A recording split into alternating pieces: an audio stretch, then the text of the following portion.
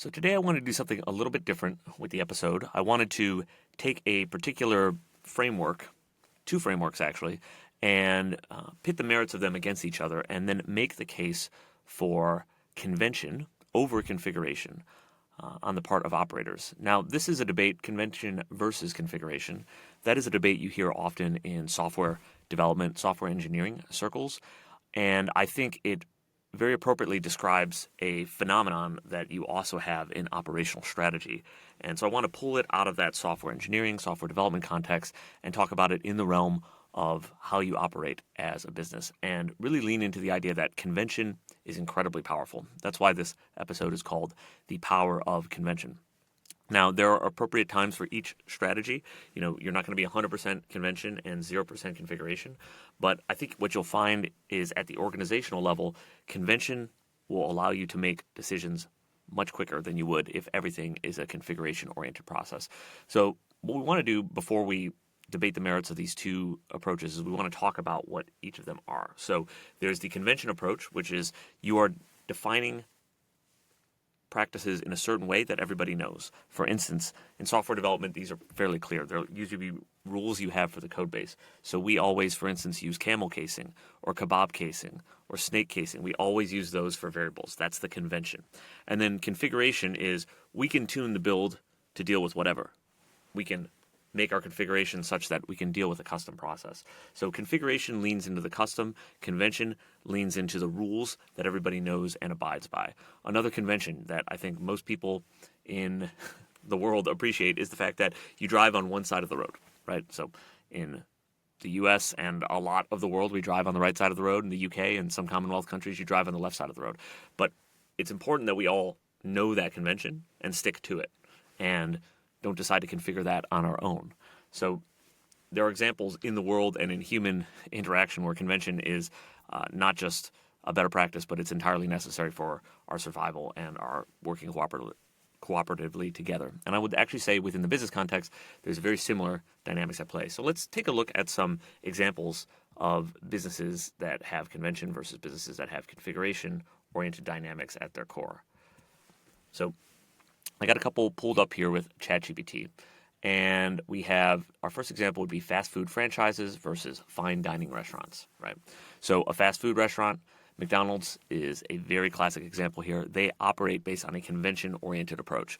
Any McDonald's you go into anywhere in, let's just say, a national context, because I know that in other nations they have slightly different menus, but you're going to get the exact same experience, and you're going to have a conventional approach to that delivery.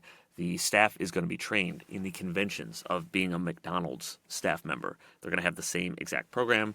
They're going to deliver you the same exact product, and you are not going to have a lot of variance in how that happens across the nation. It also makes it really easy to do franchise management. This is why a lot of, I would say at least the better franchises are very, very oriented towards creating the best conventions, creating the best practices so that their team members just know what to do out of habit automatically vis-a-vis their training. And then a much more configuration-oriented restaurant would be a fine dining restaurant. It configures the entire operation, right? I used to work for a restaurant that had a chalkboard menu. They were a gastropub, and every single night there was a new menu that was generated probably that morning after the head chef went to the market. That is a highly configuration-oriented process, right? That means you never know what you're going to get. There's a lot of customization. There's something very nice, boutique, and artisanal about that, but that's very different than a convention-oriented process, right? So you can't say, the place was called Annie's. You can't say, hey, we're going to go to Annie's tonight because they always have the best burgers, right? Because you actually don't know if the burger's going to be on the menu that night. So there's just a different aspect of how that's delivered. And what I want to make the case for is in operational strategy, the conventional approach allows you to move a lot quicker. It also allows you a lot less pain when you're dealing with large numbers of people. So outside of the boutique gastropub context, I can assure you that if you're operating thousands of restaurants all over the world, the convention-oriented approach is going to be a little bit easier to manage. Let's take a look at another one here. We have IKEA versus boutique furniture stores. Hopefully you're starting to see some of the same dynamics at play. IKEA stores are all basically the same. They're designed with the same concept in mind. They have a lot of conventions in terms of what they do to select the real estate. They have a lot of brand signals that are understood by somebody who walks into an IKEA anywhere in the world. And of course, you get your meatballs at the end, right? And then beyond that, there's configuration. The boutique furniture store. Once again, there's a sense of we don't quite know what we're going to get. right? I have a furniture store in my area. It's a used furniture store. And when I go there, I have 5 different sections I look at. I have no idea what's going to be in those sections. I'm looking for something to arrive, something, a gem, if you will, to show up and for me to find it at the right time in the right place. So there's something to that, but it's not once again, a way to run an international furniture business. Convention, once again, allows IKEA that scale. It allows them to move quickly. It allows them to be this huge, globally known furniture brand.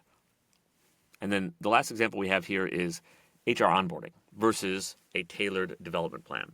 So when you do HR onboarding at most companies, certainly at larger companies, you're going to have a standardized process. You're going to have a standardized set of trainings, standardized set of things you do in order to become a new employee at that company. And one thing that's really nice about that is it gives you a lot of idea of what to expect. You know that on your first week you're taken care of because you get access to the things you need. You get information about your benefits. You understand what your salary is and when you're going to get paid. And meanwhile, there's tailored development plans. Tailored development plans are very important. They're something that you actually need to have within high-functioning teams. But they're also entirely dependent on the manager and the trainee and their relationship and how much they know about each other. And it takes a lot of work to develop that, and it doesn't scale super widely. I think good managers figure out how to make development plans scale. They have pieces that they use from one plan to another, but even that's a convention-oriented approach. So in every one of these cases, I have not suggested that configuration is a bad response in the situation. I have suggested that configuration will be slower. It will be less likely to scale. It will be harder to run atop the organization, so across an entire organization. And configuration-oriented dynamics are much more likely to happen in small groups, or at least that's where they should happen. And I think where a lot of organizations get into dysfunction is they disavow convention. They look at it as bureaucratic or too rigorous, too systematized, and then they go configuration everywhere. And then that means everyone's doing choose your own adventure across the organization on a million different things where actually it shouldn't be that different. We should actually all just want a cheeseburger when it comes to, say, I don't know, HR compliance around new hires and I-9 verification, right? That doesn't need to be a customized process. It shouldn't be a customized process. That should be a very standardized process that you can train different people in and just make sure it gets done in a very kind of checklist-oriented sort of way.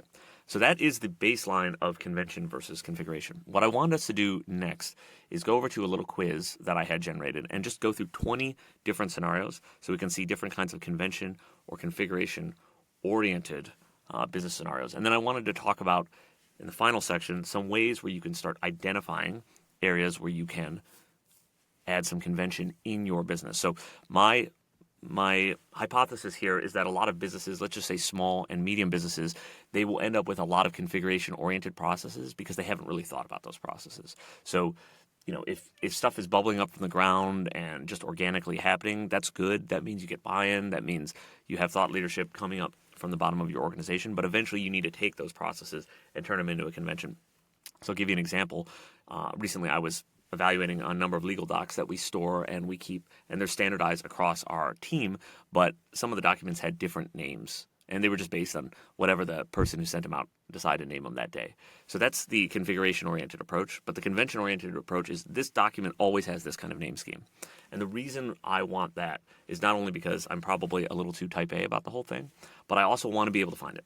I want to be able to pick up that document for any employee and know exactly what it's named. And if it's not named that, I know I don't have it. Right, so convention gives you a lot of power in that you can actually trust the system and you could start saying, oh, if I don't have a document with this particular name, then I don't have it for this particular employee. That's just an example, came from a real one. So let's take a look at some of the ones from our quiz right here. I had a convention versus configuration quiz put together. So I'll just read out these scenarios and then we'll talk about what I at least think it is. And I'll probably even get a couple of these wrong, but that'll just show that there is some nuance in determining this. All right, so we have number 1. A new employee follows the company standard onboarding checklist, including preset HR forms, training videos, and benefits enrollment. We talked about this one already. This is convention-oriented, right? So the process follows a predefined standardized sequence used for every single employee. By the way, that's one of the best known conventions. I highly recommend that one, but you can obviously go a lot deeper with that. All right, a restaurant owner redesigns their menu and dining room layout to reflect a local farm-to-table theme. This kind of reminds me a bit of the configuration example I gave earlier with the chalkboard menu.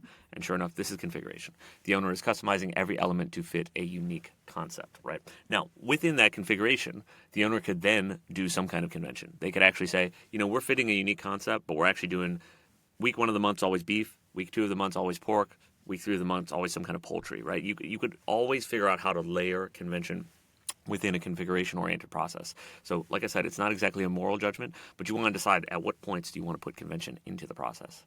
All right, next we have a franchise coffee shop must use the same supplier menu and uniforms as all other franchise locations.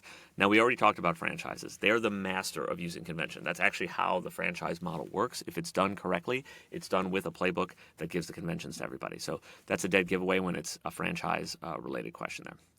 Number 4, a manufacturer builds a custom ERP workflow that matches its own internal quality control steps. This is configuration-oriented. That means they couldn't get it out of the box. That means they couldn't just accept the industry convention, right, which is typical of manufacturers. They'll say, we're going to do this industry standard convention. No, instead they have their own workflow, and so they configure that. And that costs time and money to do that work. And if that's a process power advantage for them, then they should absolutely spend that time and money. But especially if you're a small business or small manufacturer, you may want to ask yourself, is our custom process really that great? Or should we just actually get in line with the industry standard and the convention and save ourselves some trouble next time we buy software? All right, number 5, a gym uses the standard class booking and payment system with no changes, right? So this is them buying the software off the shelf and saying, yep, we want the default option. This is something I highly recommend, by the way, when you are buying software for your business. Unless you have some extenuating circumstance, try as hard as you can to stay close to that narrow, healthy path in the middle, because what's going to happen is as they make changes, as the functionality changes, you're not going to have a million custom workflows that get orphaned. You're just going to be right there in the center line of it, the fairway, if you will. If a hospital develops a separate triage system for pediatric patients. Now, this is interesting. I would actually call this configuration, but it's convention within the configuration, because you're basically taking two groups and you're saying, look, we're going to need different configurations for them, but then within it, we're going to have convention, right? So the pediatric patients are going to get their own triage process, which is a convention. And we're going to assume that there's a good reason to have a different triage process for the two. So that's a pretty good use of layering convention after configuration. Number 7, a marketing agency adopts a common time tracking spreadsheet template used across the industry. Now, we already know this one. Common, across the industry, default, the standard. That's going to be convention, right? Then we have a regional bank adjusts its loan approval process to comply with unique state laws. This is going to be configuration, but then within the state, it's convention as well, in that every bank inside that region should also comply with the laws. So it's another layering, but it is configuration oriented because that state has a unique configuration. Number 9, a retailer uses IKEA's proven one-way store layout because it maximizes customer exposure. So this is not only convention, but this is also learning from the best, learning from your best peers in the industry. And what I love about this is it's a retailer. It's not necessarily a furniture retailer.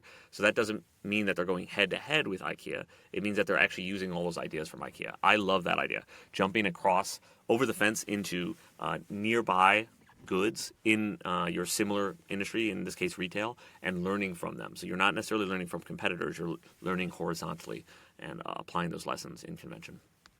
Number 10, an HR team creates personalized onboarding plans for each new hire with mentors and tailored goals. This is obviously configuration oriented. This is a great one. This is really good to have. The idea that your mentor will work with you and have a tailored process. This is a really good use of configuration. But even then, it's a convention layered on top of that because the HR team is doing this for everyone, which means our convention is to create these tailored plans for you. So we're going to create this configuration for you is part of their convention. 11. A logistics company uses the same bill of lading format recognized by all carriers. I've actually had some experiences with this, and this is obviously a convention-oriented thing. And this is great, too. Logistics, you're always interacting with different third parties. The worst thing you can do is make it a custom process every time. You won't be able to move quickly. Number 12, a luxury car brand offers 20 leather types, 15 paint colors, and 5 trim options. Okay, this is actually going to be convention and then configuration under that. And here's what I mean. As convention, they are offering only these things: 20 leather types, 15 paint colors, and 5 trim options, right? So the convention still is bounded in what they're actually offering. They're not saying you can have any color you want, you can have any leather you want. So there is some convention there, but it is ultimately configuration oriented, because if you do the math on this, there's still tons, I think a couple thousand different combos you can get out of this. 13, a university uses a single online course template across every department. We already know what this is. This is convention. across the departments, right? This is brilliant, by the way, too, because your students then don't have to relearn how the online course system works every single time they take a class, right? They're just going to have that experience. That's the power of convention in some kind of environment like this where people have to pick up information quickly. 14. A pharmaceutical company modifies its lab approval workflow to match its internal validation process. Okay, I think this is convention, actually. Okay, interesting. So they would call this configuration, and I get what they're saying. So they're modifying the lab approval workflow to match the internal validation process, and that means they have to configure it. I would still say this could be interpreted as either. And I think one of the reasons is because as you're modifying things to be more streamlined, so say your two workflows are now actually doing the same thing or working the same way, then that's a convention-oriented approach. But I guess there is some configuration involved, so there is a little bit of a debate on that one. A founder uses a standard business plan template with no edits. We already know this one. It's convention, right? It's standard. No edits. A city transit system adjusts its bus routes annually based on data and feedback. This is configuration.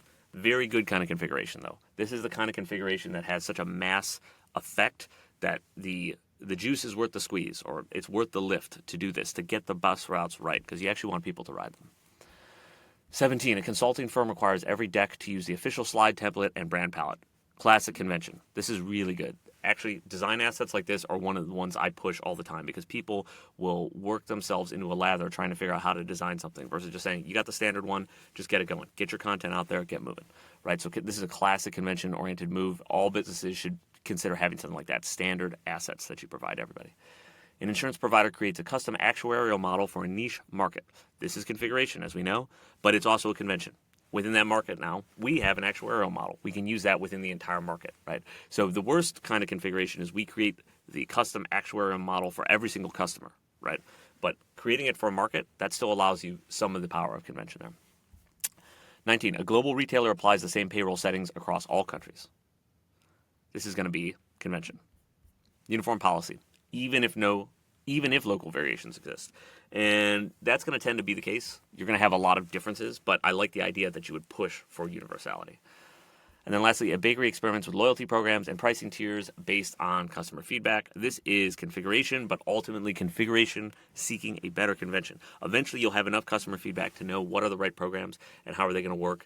And obviously, over time, some of those things can atrophy, but you get the idea that that's going to be configuration leading to a better convention that you could use. All right, so now that we've gotten through the quiz, I'm just going to talk about a couple opportunities you have to look at areas of your business where you might be able to provide more convention. Okay, so operations leaders, you're saying, okay, where do I look? Where do I look to create more convention in my business? So I want to give you a top 10 here. We'll start with accounting and financial reporting. This one probably should go without saying, but you'd be amazed how many businesses kind of don't make this a priority. But you should absolutely stick with the conventional process in terms of how you do your accounting and financial reporting. Make sure you're looking at the same kinds of reports every single month and that you're also doing all your work according to some kind of system like GAAP, IFRS if you're outside of the U.S., and using some of the best that you can get from the software that you're actually doing your accounting and bookkeeping with. HR and onboarding, we talked about this in the examples. This should be pretty clear that you want every new hire to have the same kind of experience, and you want to make sure not to skip steps, particularly legal steps in that process. Communication and meeting cadence. This is an interesting one, but you really want to define within your culture what the different kinds of meetings are. And obviously, between two people, there's little work sessions and catch-ups and things like that that are hard to account for. But if people are going to have groups of, let's just say 3 or more people in a meeting, they should understand what are the different kinds of meetings we have. You should talk about time lengths, expectations around formats, what kind of communication tools are used, what kind of people should be there, what the rules are for entry and exit. These are all conventions. Hey, if you feel you're not needed, you can leave the meeting and no one will have any hard feelings about it. That's a convention. That's something you want to teach your people how to do, and that it's okay for them to do that. So this is a really great one that's often ignored. Sales process.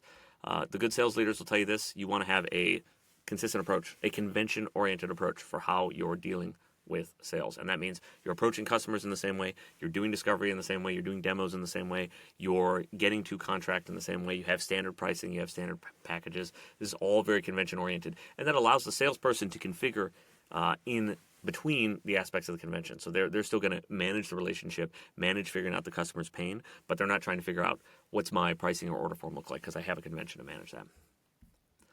IT and software tools. I think this is an interesting one. Obviously, you're going to have some kind of centralized authority for this. There's going to be tools that everybody uses, and those should be managed by convention from the center of the organization, right? So when we share documents, this is what we use. Google Workspace in the case of my company. It doesn't matter if you use Google Workspace, but don't have two different kinds of document sharing platforms unless there's some kind of good reason for it. And then there's also work that is done within departments. Sometimes only a department has adopted a tool. So what you do is you create that convention within the department, and then as it's willing to break out and expand to other departments, you lift it up from that department, and you have the IT team manage that, and you create a new convention around using that tool within the organization. Project management, you should have a standardized process. For instance, our team uses Scrum, Sprint, and that's standardized. We don't decide that one week we're going to do Kanban. There are other teams, maybe DevOps or some kind of infrastructure teams that will use Kanban. But that's certainly decided on a team level basis. But once you have the convention established, then you continue using that, and you don't have people questioning it every single week. Procurement and vendor management, this is a great one. It's much like HR. It's a place where a lot of balls can get dropped. So just having good conventions on here's how we onboard a vendor. It always happens this way. And you can have steps that get skipped or steps that get added depending on the kind of vendor, but you should always have that available in the decision tree, in your checklist, in your process. That's the convention. This is how we onboard vendors, not we decide every single time what we think about the vendor and what kind of process we should give them. Customer support and service. Yeah. What are we going to do? How are we going to tier out our customers? What kinds of customers get what kind of support? What's the amount of time we need to give people a response in? Do we have phones? Do we have emails? These are all convention-oriented questions, right? We don't want to configure it on an as-needed basis. Wow, this guy seems really angry. I guess I should give him a phone call. That's a configuration-oriented approach, right? You want to say, here's the convention, here's what we're doing. You have guidebooks, you have rules, you have SOPs for all that. Metrics and reporting kind of goes with the finance one, but what are you reporting on regularly? A configuration-oriented approach says, we're going to create new random reports every single month.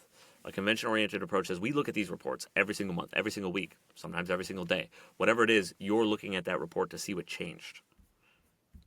And then finally, training and knowledge management. This is a really critical one. I think one of the things you can do is where you have room for individualized training plans, so managers choosing what their people are going to learn, you also have the ability to say, we're going to make this a convention across the organization, that people do 12 hours per month on continuing education, training, and development. And then there's a configuration-oriented approach of what's that going to be? Your manager's going to work with you. But the convention is that we have this minimum standard. And then how that's delivered, you're going to want to have shared knowledge bases. You're going to want to have, in this case, LLMs trained on some of the knowledge you have so people can just go to it and ask questions.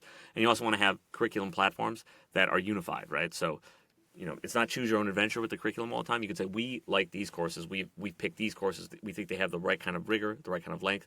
And in the future, when people want to take these courses, we'll know by convention to offer from this platform. So this is a really good one. And it's one where, I think the configuration-oriented approach can look really tempting here. But if you can actually get it to a convention-oriented approach, you just make quicker decisions because you can always be out there looking at, there's a million options for continuing education. What you want to do is get to quick but also reliable decisions that you've seen actually move the needle in the past. So those are just 10 areas that you might have opportunities for convention versus configuration in your business. I'm going to share this out along with some of the other notes from the different kinds of convention versus configuration that we read in ChatGPT earlier. This is a different approach, but I wanted to talk about theories and how we design our organizations to function. So if you liked it, or if you don't like it, give us some feedback. YouTube.com/@buildingprocess, or we also have buildingprocess.substack.com. That's where the podcast comes out of. And yeah, just slowly building up what we believe is an evergreen batch of content that people can use in operations and in planning out and thinking about things you want to do to make your small business more organized and run with more consistency. So I am making a strong case today for convention and configuration as needed. So lean into the power of convention and see what opportunities you have to make that happen in your business.